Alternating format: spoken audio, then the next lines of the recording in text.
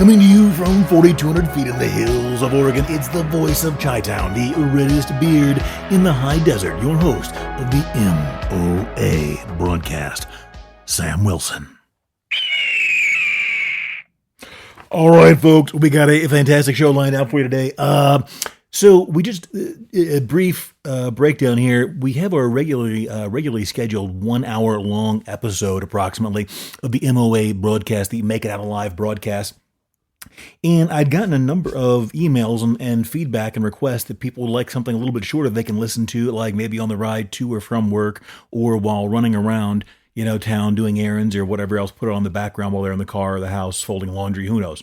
So what I'm going to try and do, I don't know if I'll be able to do it very frequently, but we'll try and get in them smaller, like a 20 to 30 minute episode once or twice a week. That's not going to be as in depth, just like, covering some news headlines, maybe some interesting stuff that comes up, and, pro tips for the outdoors or whatever it may be. So we'll see. Today's episode is going to be between 20 and 30 minutes. I'm not quite sure yet. It's kind of fun to get on in front of the microphone here and just ramble on, as I am often want to do. So we'll see how it goes. And I forgot that if you've been listening to our regularly scheduled broadcast or programming, you'll know that we now have Cobra, the black shop cat, with us here in the Gear Convoy shop, and he is going to be joining us today. So let's see if he'll say hello for the microphone. Make sure you listen now. I'll try and be quiet.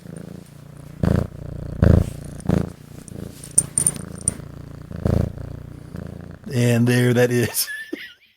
Now I got to put him down before he scratches me out. My arms and hands are already completely chewed up from play fighting with Cobra. He is turning out to be quite the tough little combatant. So anyway, you ought to see him when we go on walks and train him for his leash and everything. He's got a desert tan tactical vest with a leash on there, and he actually likes it. He'll walk around the house and in the shop and everything else. So we'll see how that goes, but he is doing pretty good so far. Okay, let's jump right into our program today. We got all kinds of interesting things. Now, you know what? We'll do the Chicago story next. First off, this one caught my eye while I was preparing, and I thought, let me read the headline, and then we'll jump right in. Here, look at the highlights first. I almost forgot.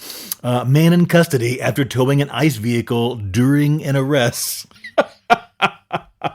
You're going to love this story. Chicago blasts its way back into the headlines over the weekend with insane, guess what, violence. California is finally rounding up the homeless. We'll get to that. That's going to be an interesting story and an ongoing one, I'm sure. And finally, a naked Niagara Falls man, after taking the wrong drug, winds up in jail. Let's just say he wanted some companionship, folks. Don't be too hard on the poor guy. Let's get right into it. Let me get a sip here first. Okay. We go to Los Angeles. This story comes to us from the New York Post, but took place in Los Angeles, the city of angels. I guess both good and bad. An LA tow truck driver arrested for stealing ICE agents' vehicle as they struggled to detain a TikTok influencer.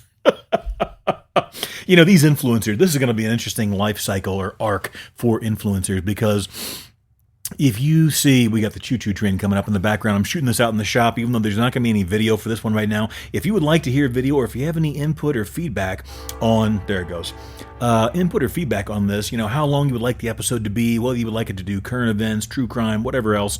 I'm still working on the true crime episodes. I just haven't done one in a while, but shoot us an email at info@gearconvoy.com. That's info@gearconvoy.com. Don't forget to head the website up and check out all the great sales and all the knives and outdoor gear we have available there, the vast majority of which is U.S. made and designed by MOA. Okay. So these influencers, though, are winding up in the news all the time. I've got probably 5 or 6 stories right saved to the side here off the top of my head of influencers that have done some wild and crazy things. There's got to be something about the makeup psychologically, in my opinion, for these people that tend to go out there and are able to promote themselves and push themselves to become an influencer and get these hundreds of thousands or millions of followers on Instagram, TikTok, whatever, doing some of the most bizarre things or mundane things in a bizarre way. But they're constantly in the news. So let's get to this lady here and get down to it. A tow truck driver was arrested after allegedly laughing and filming himself while towing away an ICE vehicle as agents struggle to detain an anti-ICE TikTok influencer in the country illegally. Now, I think that the TikTok influencer named 23-year-old Tatiana Mafla Martinez. I'm not sure if I'm reading that right. I've never heard Mafla before, but whatever. So apparently, according to reports I've read, she would follow ICE around and stream them doing their activities, I guess, so people would know they're in the area or whatever. So I guess she was not there to help. She was apparently there to tell people ICE is present and alert them. So she was the one they were attempting to arrest. But Bobby Nunez, 33, was nabbed on Tuesday after interfering with the arrest. The agents had the woman's vehicle pinned with two flash, and I saw the videos. They had the lights. The whole thing was going, law enforcement SUVs at the exit of a luxury high-rise parking garage. To prevent her from escaping. And then all of a sudden, this guy, Bobby Nunez, allegedly stepped in and decided to insert himself in the situation. And the whole thing is on cell phone cameras and everything else. They're probably not gonna have a whole lot of trouble with this guy in court, whoever he is. So while they're trying to put the lady under arrest, this guy walks up and tries opening the passenger door. The cops, when ICE warned him to not interfere with a federal investigation. And I guess he didn't like hearing that because he allegedly shot back or, said, threatening something was going to happen to them. So as he walks off, a second man approached the car of this woman that's being arrested, and she was putting up quite a fight too. They had her on the ground. She wasn't going to go quietly into the night. And so the officers they're now dealing with three different situations here and trying to control the situation and get this lady in custody. So while they're dealing with all that, Nunez allegedly got into his Dodge tow truck and drove up, hooked up one of the government vehicles and that was boxing her car in, and he drove off with it. Just took the vehicle. So the ICE vehicle had its keys inside. There was a firearm locked in a safe, yada, yada, yada. So, yeah, he just took off with the vehicle. He was allegedly laughing and filming while towing away. So they ran after him, tried to catch him. They didn't catch him. They wound up getting the lady in custody. And according to, let's see, who is this? Homeland Security Investigation. What's this guy's name? Oh, acting U.S. Attorney Bill Salye, I don't know how you pronounce his name. No disrespect intended. He said apparently he thought it would be funny to interfere with our immigration enforcement operations. The attorney wrote on X, now he can laugh behind bars while he faces justice. Nunez has been charged with theft of government property. They later found the vehicle nearby. And he faces up to 10 years in federal prison if found guilty. Why would you do that? Why would you think that's a good idea? But he did it. And this was in broad daylight. There's cameras everywhere. So the woman they were after, though, had crossed the southern border illegally in 2022 and was promptly released into the country, even though she entered illegally. But she was convicted of a DUI recently, and that triggered her arrest by the feds. So, yeah, go figure, folks. The things that people do. I hope this guy here that did he's in this. So his legal status is going to be another, I'm sure, topic of conversation for them. We go to Chicago. Now, folks, if you'll remember, over the weekend on Sunday, I did our last full episode of the MOA Broadcast, and we were talking about the insane crime rate in Chicago. Just a quick reminder. Now, keep in mind, Labor Day weekend hadn't ended yet by then, so things were still popping off in Chicago. But just a quick reminder: in 2024, they had 581 murders and 2,815 shootings. They a couple years back, let's go 2023, 621 homicides, 22, 715, and a recent career high here in 2021 of 805 murders in 2021 in Chicago. Do you realize how insane that is? You're over 2 murders per day. Okay. They didn't top that since, let's see, 1994. They had 932 homicides in 1 year. You're sneaking up on almost 3 a day in 94. Okay, anyways, so we talked about this. Now, guess what? Labor Day weekend came around, holiday weekend, everything was nice and hot, the sun was out, and Chicago didn't disappoint. 54 shot, 9 dead over Labor Day weekend, the most violent holiday weekend of the summer for Chicago. The story comes to us from, where we get this from? Either WGN or may have been the Chicago Sun-Times. I'll have to go back and double check. Either way, Chicago saw its most violent holiday weekend of the summer, as President Donald Trump's threats to send the National Guard into the city have put local crime rates in the national spotlight. Now, I don't know why they had to twist that and make it seem, it almost sounds like they're saying somehow this is Trump's fault that everybody is noticing that they're murdering each other to death in Chicago, but whatever. And one other thing, folks, this story is going to get a little interesting. As usual, we stay politically neutral. We don't get involved and take sides politically. We report on facts and news and do what the news used to do, which is let you make up your own mind about what's going on. That being said, sometimes some of these stories, they simply do have political overtones because that is the nature of, politicians arguing and fighting with each other. We know that President Trump and Governor Newsom in California have an ongoing feud, that those two are constantly jabbing each other and trading barbs. We're not going to get political or take sides, but it is interesting to take note when these politicians go after each other. So anyways, we go back to Chicago. 9 were killed and 54 others were wounded in shootings and other violence citywide over the long Labor Day weekend. Now, this just starts from 5 p.m. Friday and ran to 5 a.m. Tuesday. So earlier Friday, who knows, they may have squeezed in another couple of homicides for all we know in Chicago. They like to get started early when the sun comes up out there. President Donald Trump has called the city a killing field and said it's horrible. It's an American city.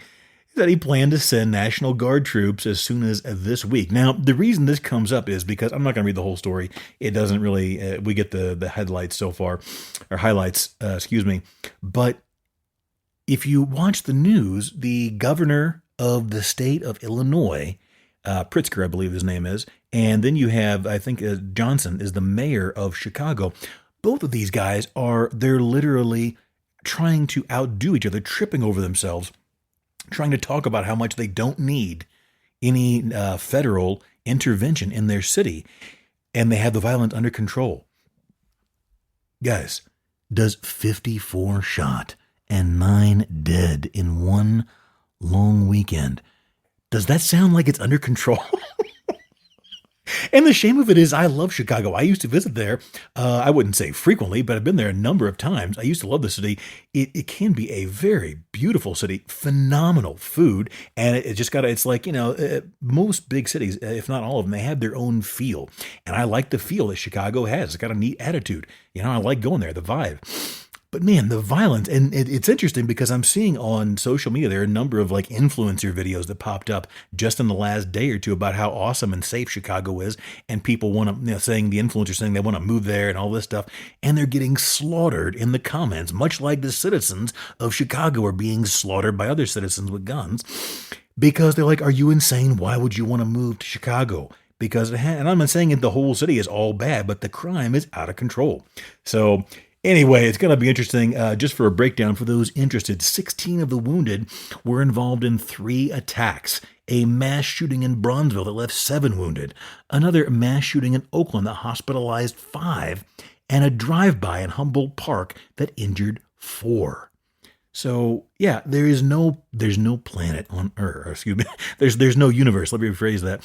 There's no universe where you can sit here and say that the crime in Chicago is under control. 54 shot, 9 dead in one long holiday weekend. So what a mess. Hopefully they get it cleaned up. Whoever does it and it gets it done, doesn't really matter. People shouldn't be really, framing this in politics. What you should want is safety and security for your citizens. So wherever you're at. But that is the current state of affairs in Chicago. Okay, now we go to an interesting story. I find the topic of electric vehicles pretty interesting. There's always the debate, electric or gas, and this is where it starts coming to a head in certain cities and states around the country here in the United States now. They are basically mandating and forcing gas vehicles out over the next couple of months, years, or in some cases already in effect by setting emission standards and other things that simply cannot be met by these traditional fossil fuel vehicles, gasoline and diesel. And so that's forcing people to look at electric vehicles. Now, I'm not opposed, and I think this is where sometimes this issue everything becomes political. This gets politicized. Well, I'm not personally speaking for myself. This is Wilson's opinion now, not some factoid. I'm not opposed to the concept of electric vehicles, but right now they are just not there. The infrastructure is not there, and there are definitely still some problems and issues that have to be worked out with these electric vehicles. I can't go into the whole thing. We've only got a limited amount of time right here. But if they get it to where they work great, I'm not opposed to the concept of it. But you should also look up what has to be done to get this lithium out of the ground to make these batteries. It will. I wouldn't consider myself a tree hugger by any means. I would consider myself a conservationist because I love the outdoors and I want it to be there for a very, very long time and to be clean and safe and healthy. But it will almost make you cry when you see the state of the ground when they rip all this lithium out of it. And I have to go back and read, but there's something else that basically you can't use that ground for a long time, or it just gets left. I think they strip mine. That's how they do it, but it's horrible. And then it gets taken back and forth across the ocean once or twice in these big ships because the batteries are processed, the lithium is processed, and the batteries are made, I believe, mostly in China. So this myth that the electric vehicles are so clean. It may be cleaner whenever it's in the form of an electric vehicle, but on the journey there, it's a very, very nasty bit of business. And they still have issues with longevity, the electronics, and some of this stuff is very, very expensive to maintain and repair. So we go to the state of Maine. This story comes to us from WGME News. The headline, "We Got Bad Buses." Winthrop and Yarmouth, those are two cities, their electric school buses still unsafe for the road, according to WGME News. The bumpy road for electric school buses continues for two Maine school districts. Now, this is currently going on in Maine, and I read a story. I'll get to more of this in the longer broadcast, maybe this coming week or whatever. But they're mandating these electric school bus programs in certain areas around the states. And this is going to continue to be a problem because look at what happened here. These two cities, Winthrop and Yarmouth, are keeping their electric buses off the road this school year. They bought all these millions of dollars, I believe, worth of school buses, and they can't use them.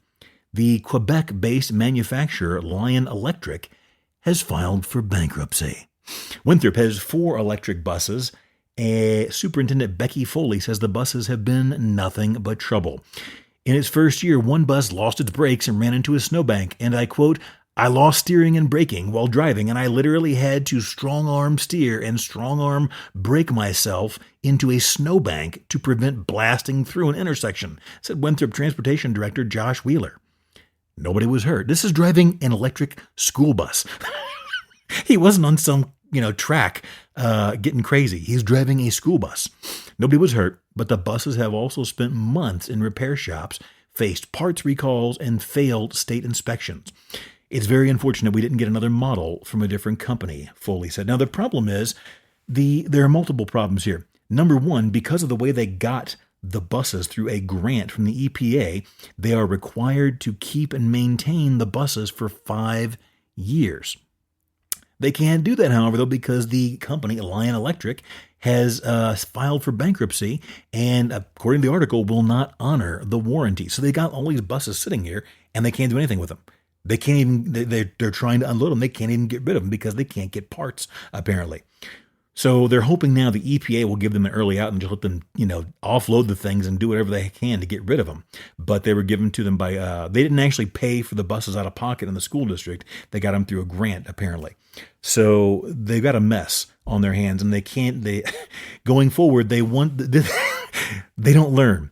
The Doloff, who was he, the superintendent? I don't know. I can't keep track of all these names on this computer thing here. My printer is still out of ink, so I can't print these paperwork up like I used to, or like I like to.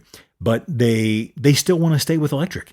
Okay, he says Doloff, I guess that was a superintendent or whoever. He hopes Yarmouth can stay electric, but he says their experience with Lion Electric has soured people's opinions. So apparently they can't activate these things and use them because there are error messages going off.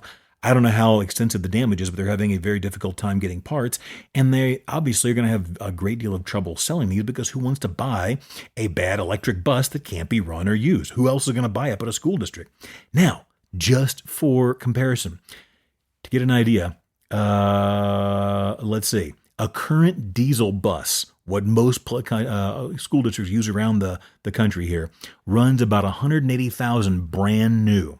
But a new electric bus may cost $400,000 or more.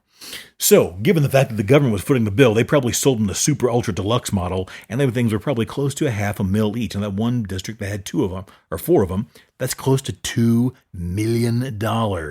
Who knows if there were any kind of factory, processing fees and delivery and all this other crap. And so this makes you think a little bit. They got these things a couple of years ago, okay, through a government grant. Now, this company took in probably, if I had to guess, millions of dollars worth of money from the government, the U.S. government, it's a Canadian company, for these millions of dollars, allegedly, for these electric school buses. And then, boom, when it comes time to service and fix them, guess what? We're filing bankruptcy. Wow, what a neat business model. Let's take in millions of dollars, and when it comes time to make good on all these repairs and stuff, it's time to file bankruptcy. Now, I don't know if I doubt it went that way exactly. I'm just, going off what the article says here, but they did file for bankruptcy, and these were paid for by the EPA. So I don't know what they're going to do. Hopefully this company can turn around. I'm sure they're trying very hard to turn it around so they can make good on these expensive repairs and get the school district back into the black. But as the superintendent said, it's, quote, going to be a long haul. Okay, now we go back to the state of California. Let's see, we don't have time. Yeah, we'll zoom right through this one. We go to the state of California. Now, this is the funny thing. And again, I alluded to this earlier, that Newsom and Trump and some of these other governors and Trump and some of his people they're constantly, trading barbs with each other. When Trump started saying that he was going to, use the National Guard to go in there and bring crime in D.C. under control, everybody was all criticizing this stupid idea, never work. Now that it has, everybody is saying, we don't need any help. We're doing our own. What we just read last week in the Sunday episode of the MOA broadcast, that Newsom is now ramping up all kinds of crime control programs and task forces in California, which begs the question, why wasn't this done all along? I have listeners in California that send me emails, and folks, if you got any questions, feedback, or you want to just tell me you don't like the sound of my voice, send that email to info@gearconvoy.com, and who knows, you may wind up getting yours out over the air. But Newsom goes in there now, all of a sudden, it is time to get this task force rolling and bring crime under control. Now, Trump did the same thing in D.C. They started rounding up the homeless and getting them out of there and getting the place cleaned up. What do we find? We go to KTLA. This is coming to us straight out of California. Newsom launches statewide task force to clear homeless encampments. And my point a minute ago was I have a number of listeners in California that tell me that, this city, and I've been to California, the state, it is out of control. It's nothing like what it used to be. The crime, the homelessness, and just a whole bunch. It's a mess. So why are these people waiting this long until Trump is now doing it? And again, we're not getting political. It's just bizarre. They've had, Newsom has been in office for years. He could have done this stuff. Why? Who knows? Again, you draw your own conclusions, folks. I'm just reporting the facts. But he did on Friday announce the creation of a statewide task force aimed at dismantling homeless encampments on state property and expanding access to shelter and services. They're going to be using a variety of task forces and coordinating efforts across multiple state agencies, including the California Highway Patrol, Caltrans, and the state's health and housing departments. And they're going to focus on encampments along state rights-of-way in California's 10 largest cities: Los Angeles, San Francisco, Oakland, San Diego, Sacramento, San Jose, Long Beach, Anaheim, Bakersfield, and Fresno.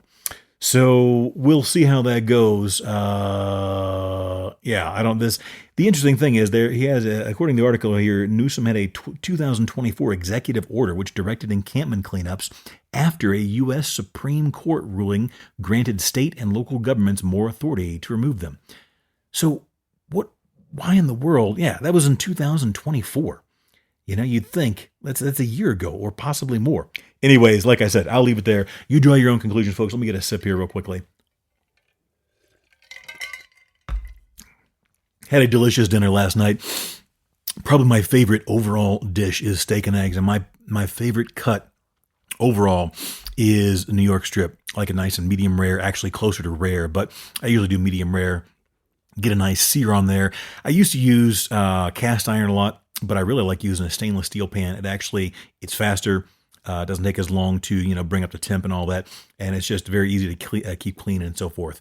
Not that cast iron isn't, but it does take longer to get up to temp and everything else. So that, and like I said, my favorite meal overall is probably steak and eggs. So New York strip, seared, rare to medium rare, and I like my eggs scrambled. Now, if you have never had, look up the recipe for, what's it called? Michelin star scrambled eggs. I don't know if that's exactly what it's called or not, but if you look up like on the internet or the YouTubes, Michelin star scrambled eggs, it is like a creamier way to make. The eggs aren't cooked nearly as well done, so they're nice and creamy. It's delicious. It is absolutely fantastic. No cheese or anything like that, just salt, pepper, and you can use either creme fraiche or sour cream as your dairy component to give it a little bit of a creamier taste, and it also kind of slows down the cooking at the end when you get it right where you want it. So try that, look it up. It is fantastic, delicious. My favorite meal overall. If I'm not going to do the Michelin star, style, and there are dozens of ways probably to do it. You'll find a lot of videos. I do mine with like medium to high heat so that it goes quicker. You just need to use a nonstick pan, which I'm not a huge fan of, but it is the way to do it for that particular application. So anyway, look that up though. Fantastic way to do eggs. And if I'm not going to do eggs, I like basmati rice with my steak. Just pairs very well. So we move on. Where are we at? Okay.